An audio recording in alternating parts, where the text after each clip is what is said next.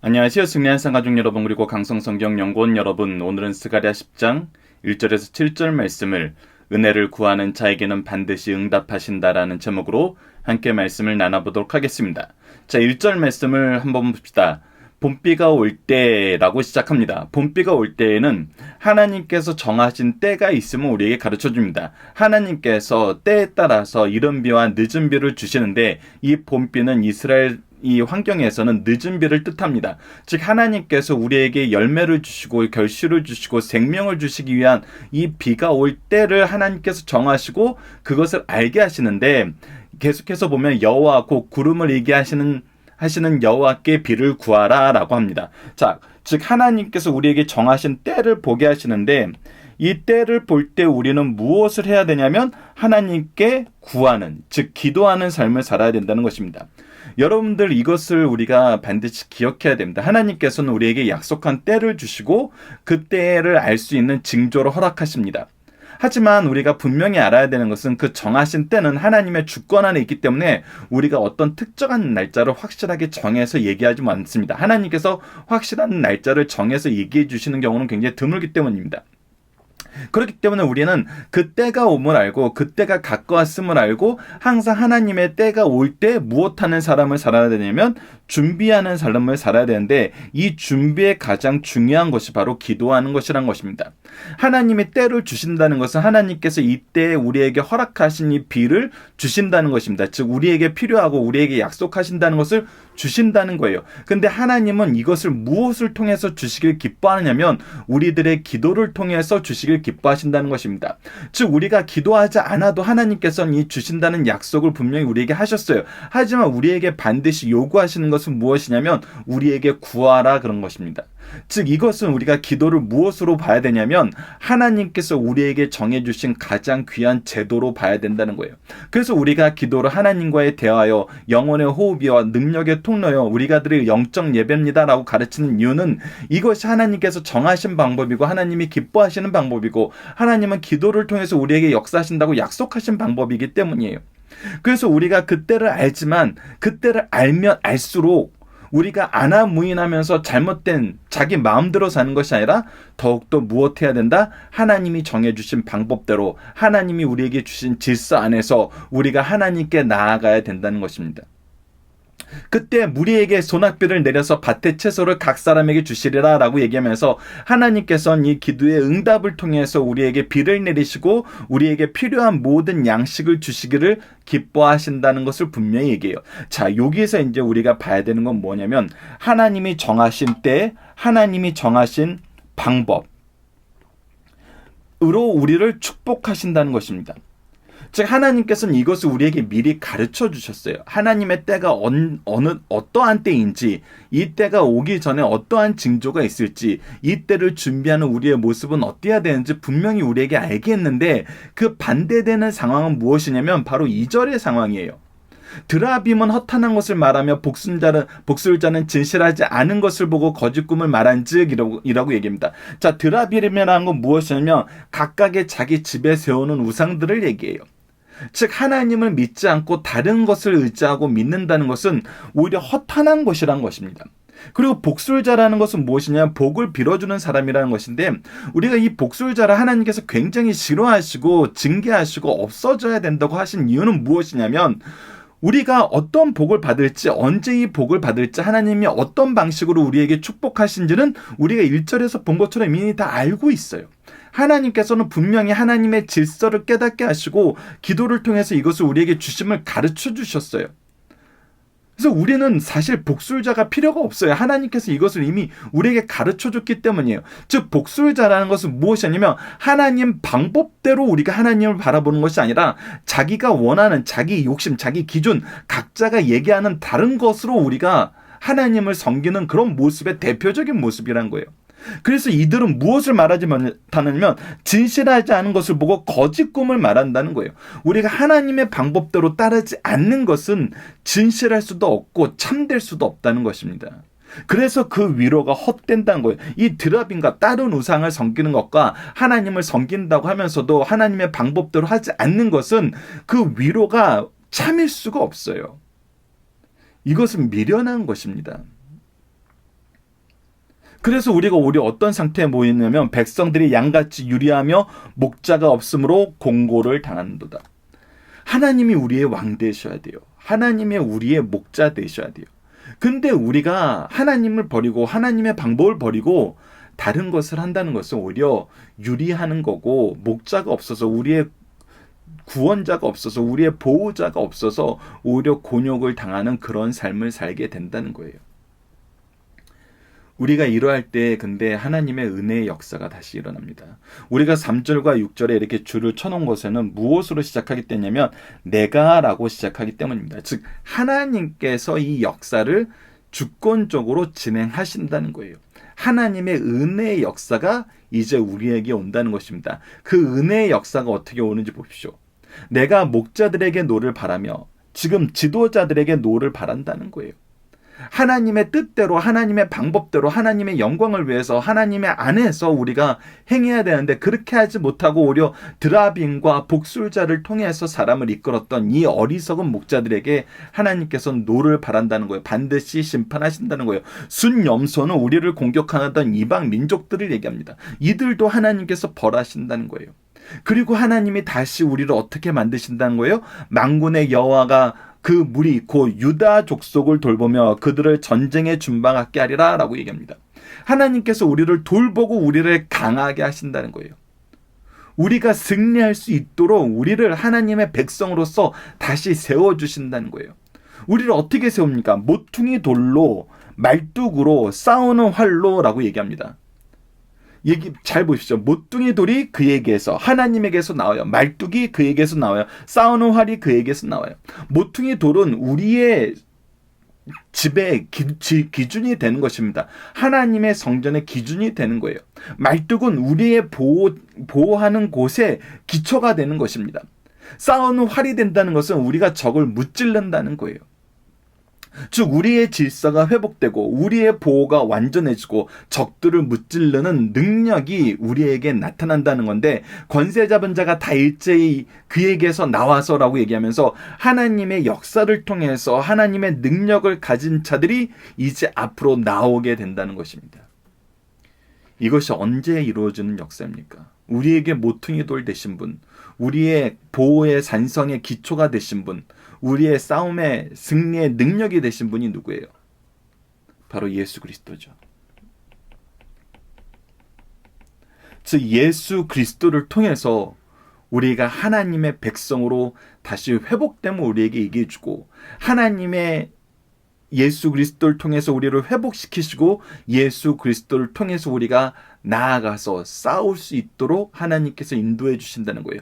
그래서 우리가 예수 그리스도의 이름으로 나아가서 싸울 때 어떤 일이 발생합니까? 5절입니다. 싸울 때 용사같이 거리의 진흙 중에 원수를 받을 것이라 여호와가 그들과 함께 한즉 그들이 싸워 말탄 자를 부끄럽게 하리라 라고 얘기하고 있습니다. 여러분들, 이것은 마치 다윗이 골리앗을 이겼을 때 한 것 같습니다. 흙같이 흩어버리고 진흙같이 밟아버렸다는 것은 하나님께서 나를 그렇게 능력 있게 하셨다는 거예요. 그래서 우리가 하나님의 능력 안에서 싸우게 되고 하나님이 함께함으로 싸우게 될 때 우리가 진흙같이 원수들을 밟아버리고 그 말탄 자들, 그 강한 자들을 부끄럽게 하는 능력의 역사, 승리의 역사가 일어난다는 겁니다.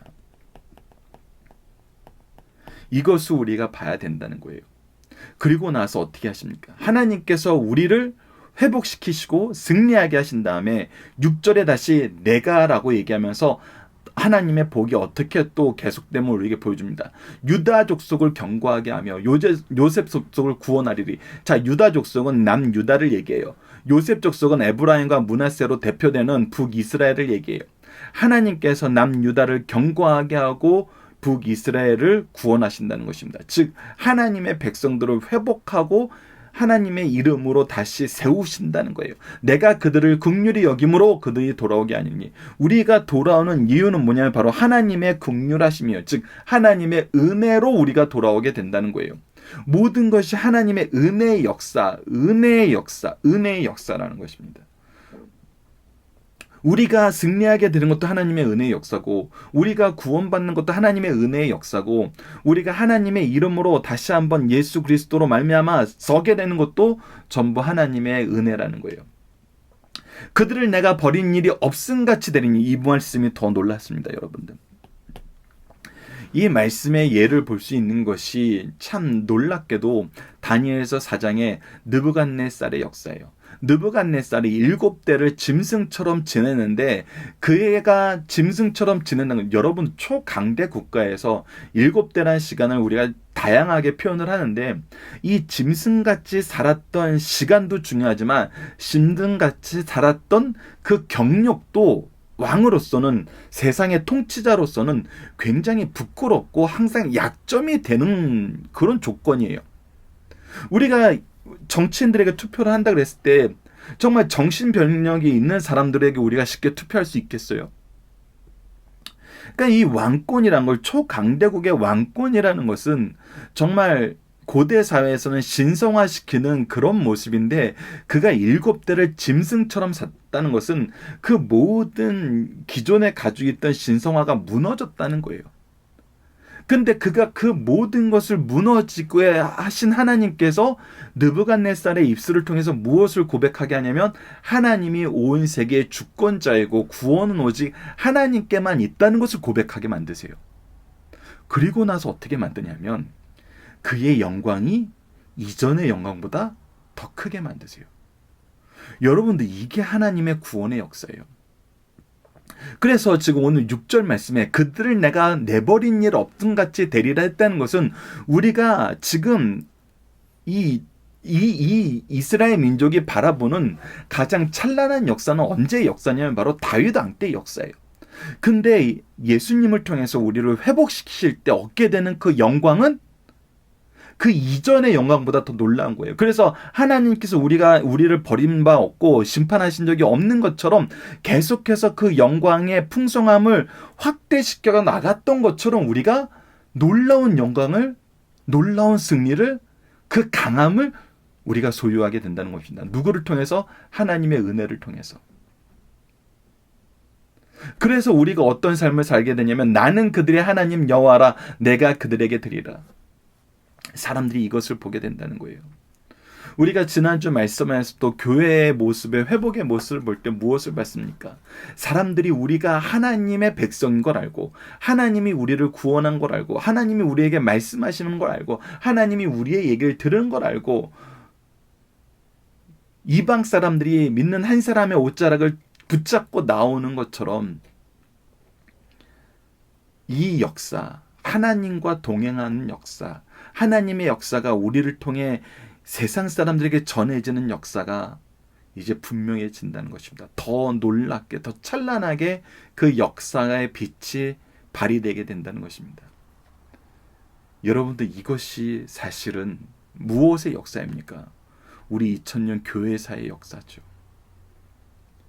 사람들이 힘든 일이 있을 때 왜 교회에 나와서 기도합니까? 교회가 왜 기도하는 장소로서 세상 사람들에게 소개되고 있습니까? 우리가 영화나 드라마 같은 데서도 자주 나타나는 장면 중에 하나는 무엇이냐면, 사람들이 공고할 때 하나님의 전을 찾아가서 기도하게 된다는 거예요. 우리를 통해서 이 역사를 이루시는, 우리를 하나님의 구속사의 일꾼 삼으시는 역사를 우리에게 보여주고 있고, 그 찬란함이 다윗 왕 때 경험하고 솔로몬의 성전 때 경험되었던 그 역사보다 더 찬란하게 이 기도의 역사가, 승리의 역사가 우리 2000년 교회사의 역사잖아요. 이 말씀은 이미 성취되어 있는 말씀을 우리가 확인하는 정말 놀라운 은혜의 말씀입니다. 7절을 봅시다. 예브라임이 용사 같아서 포도주를 마신같이 마음이 즐거울 것이요, 그들의 자손은 보고 기뻐하며 여호와로 말미암아 마음에 즐거워하리라. 하나님의 구원의 역사가 다 이루어질 때 우리는 어떻게 됩니까? 용사같이 된다는 거예요. 그 용사같이 돼서 무엇을 하냐면, 포도주를 마신같이 마음이 즐거울 것이요, 우리가 승리의 축배를 들게 된다는 거예요. 은혜의 축배를 들게 된다는 거예요. 풍성한 축복의 축배를 들게 된다는 거예요. 이것을 보고 자손들이 기뻐해요. 여호와로 말미암아 마음이 즐거워지는 삶, 우리를 이끄셔서 승리하게 하신 하나님을 우리 자손들이 보고 우리 자손들도 하나님을 인정하고 의지하는 삶, 말씀이 주신 이 승리의 역사를 바라보는 삶, 그것이 지금 우리 교회와 가정이 느끼는, 경험하는 여호와로 말미암아 마음이 즐거워하는 삶이라는 것입니다.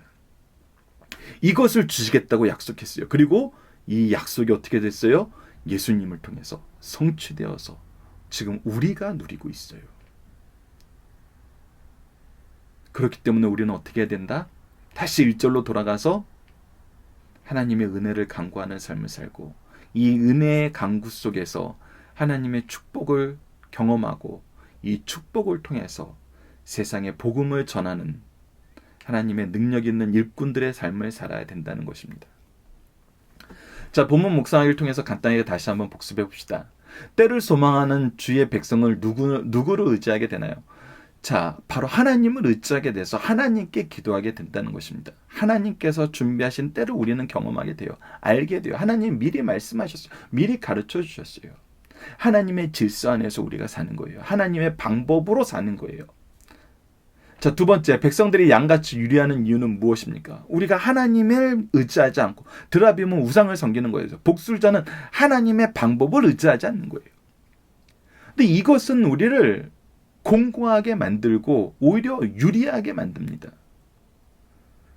이들은 어리석은 선지자이고 거짓 선지자이고 이방의 어리석은 유혹자들이에요. 우리가 이것을 알고 이것을 구분하고 오직 진리의 말씀을 소망해야 된다는 것입니다. 세 번째, 여호와께서 함께 하실 때 우리는 어떠한 삶을 살게 되나요?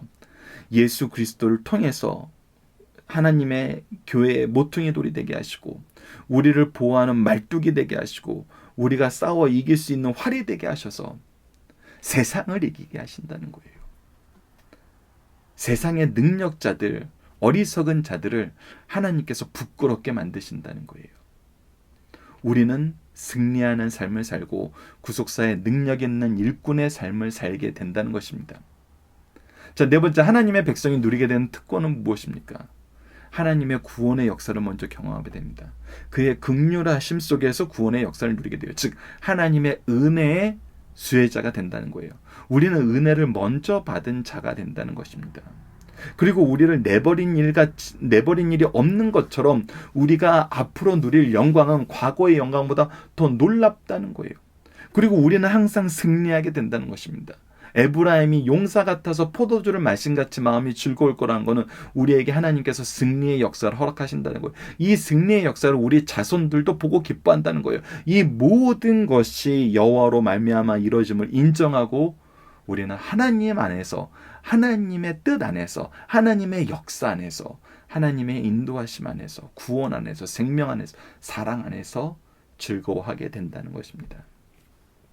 자, 본문의 중심사를 봅시다. 스가랴서 10장은 9장의 연속이요 확대라고 볼 수 있습니다. 9장이 이스라엘의 회복에 대한 원론적인 진술이라면 10장은 이스라엘 회복에 대한 세부적인 진술입니다. 이 같은 시각에서 볼 때 10장은 다음과 같은 놀라운 사실을 발견하게 합니다. 첫 번째는 이스라엘의 회복에 대한 하나님의 주권적인 능력이 후렴처럼 반복되는 걸 볼 수 있어요. 3절, 6절에서 어떻게 된 거야? 내가 I will. 하나님께서 하시겠다는 거예요. 이게 은혜의 역사라는 거예요. 그러니까 이 말씀은 내일 본문에서 더 두드러지게 나타납니다. 특별히 우상에 빠져있는 이스라엘 백성들을 전쟁의 준마처럼 변화시키는 과정, 이스라엘의 대적들을 물리치심으로 승리케 하신다는 사실, 궁극적으로 자기 백성을 불러 모으시는 회복의 과정에 우리에게 집중적으로 보여주고 있어요. 우리는 이것이 성취된 시대에 살고 있어요. 그래서 이 말씀을 더욱더 분명하게 보게 되고 더 확실하게 경험하게 되는 것이죠. 이러한 사실은 이스라엘의 장래가 하나님의 주권적 통치에 의존되어 있음을 보여주고, 그래서 우리는 하나님의 통치를 인정하고 의지하는 삶을 사는 거예요. 두 번째, 신학시대의 메시아의 사역과 특징을 우리에게 예로 보여주고 있습니다. 예수님께서 무엇이 된다 그랬어요? 모퉁이 돌이 되고 말뚝이 되고 활이 된다는 거예요.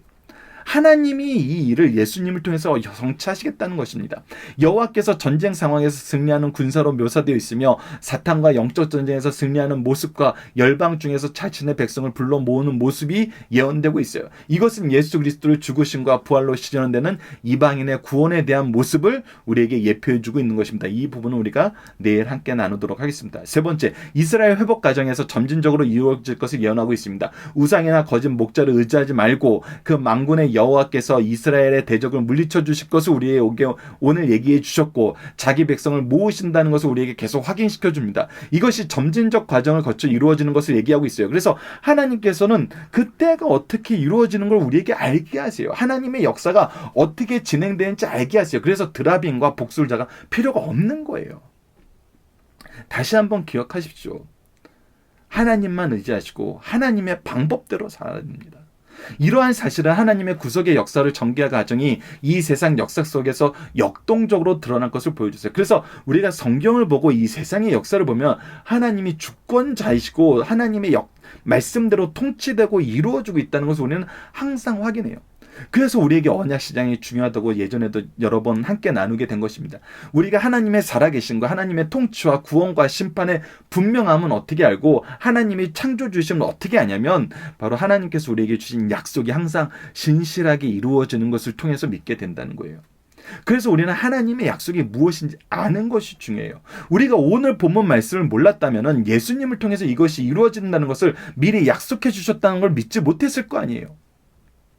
근데 우리가 이 말씀을 아니까 정말 모든 것이 하나님의 뜻대로 하나님의 약속대로 이루어지는구나 라고 우리가 믿게 되고 전할 수 있게 되는 것이죠.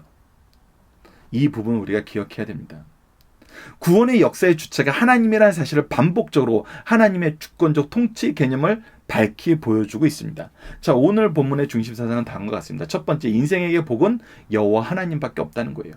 하나님은 우리의 복의 근원이시고 오직 하나님만이 우리에게 평화를 주실 수 있습니다.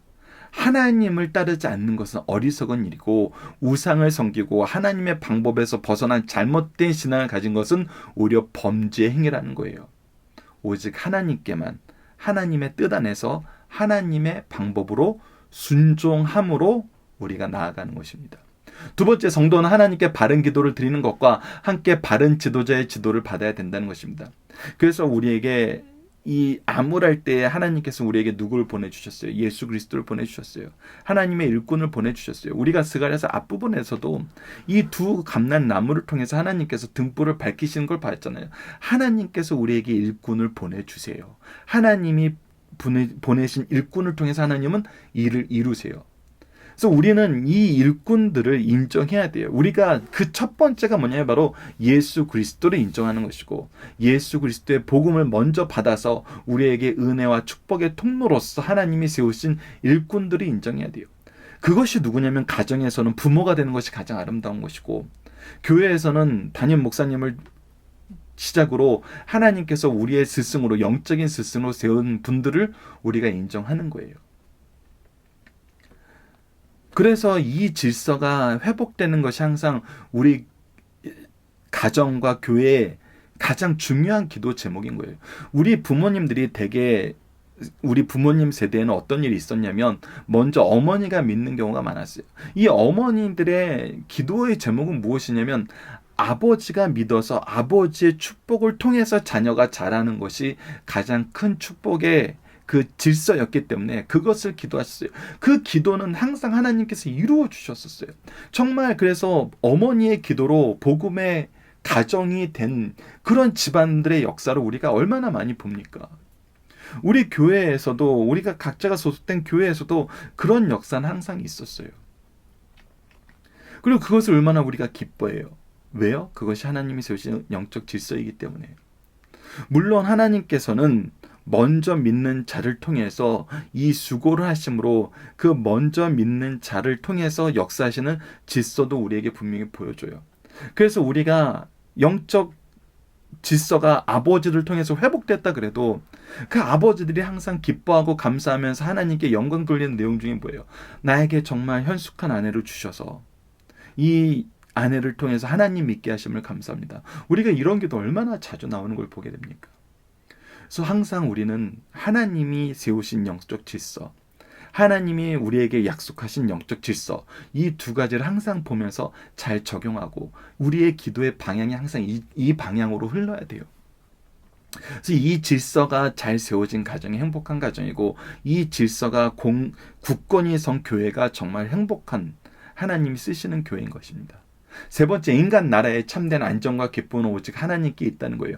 하나님 앞에 범죄하여 징계 중에 있을 때 이스라엘 사람들이 이방인에게 점령당하고 핍박당했어요. 그러나 하나님께서 함께 하시면 먼저 이스라엘이 하나가 되고 적들이 이기며 동시에 참된 기쁨의 삶을 살게 되었어요.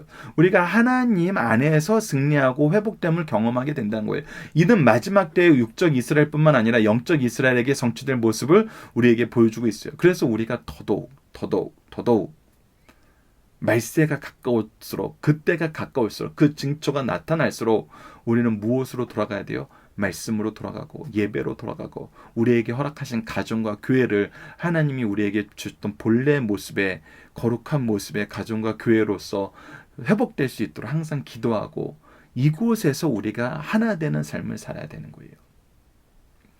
여러분들께서 마지막 시대의 교회는 어떤 모습과도 같냐면 노아 시대의 방주의 모습과도 같음을 우리가 기억해야 됩니다.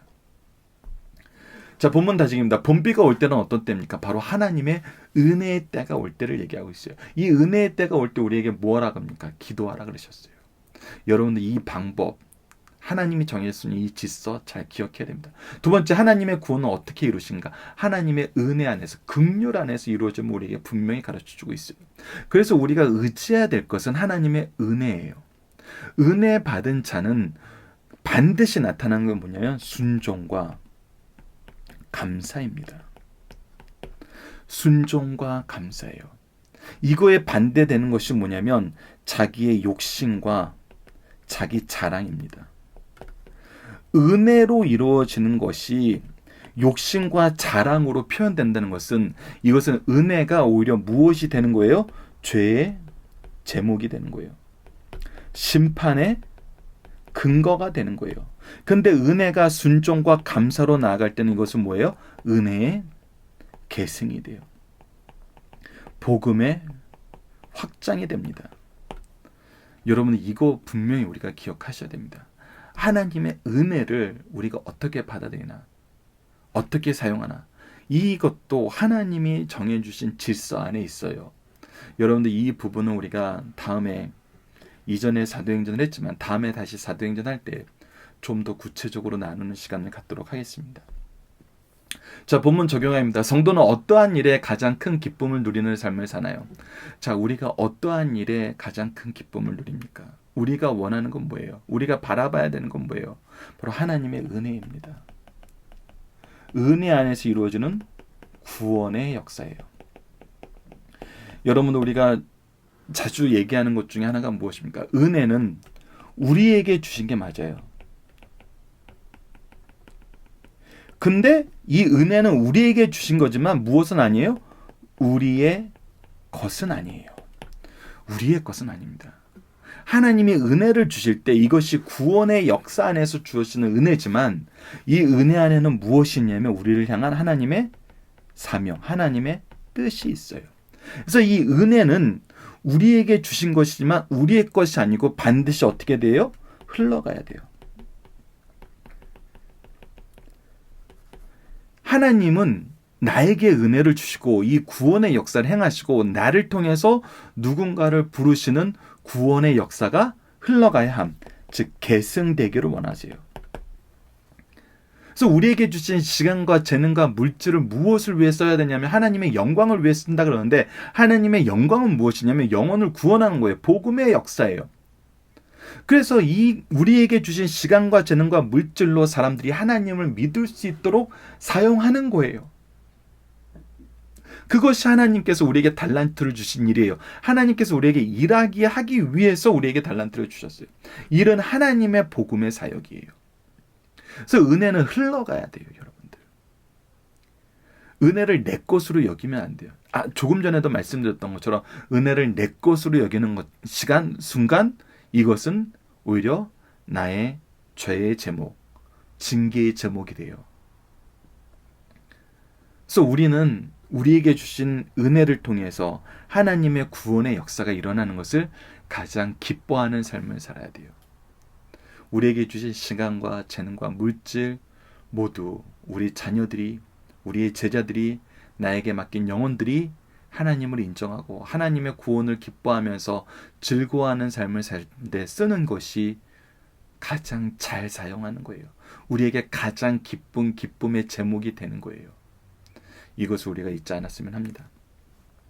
자, 이번 주 공동 기도 제목은 참된 지혜는 복음의 말씀을 인정하고 의지하는 것이며 가장 어리석은 삶은 복음을 거부하는 삶임을 깨닫게 하여 주소서. 오늘 본문 말씀을 통해서는 하나님의 구원이 우리의 기쁨의 근원이 되며 은혜에 대한 감사와 기쁨이 넘치고 이 기쁨을 자손들에게 허락하심을 보고 사명 안에서 가정과 교회가 함께 즐거워하게 하심을 감사합니다라고 감사의 기도를 드리는 우리 승리한 산 가족 여러분들, 강성성경연구원 여러분들 되었으면 합니다. 감사합니다.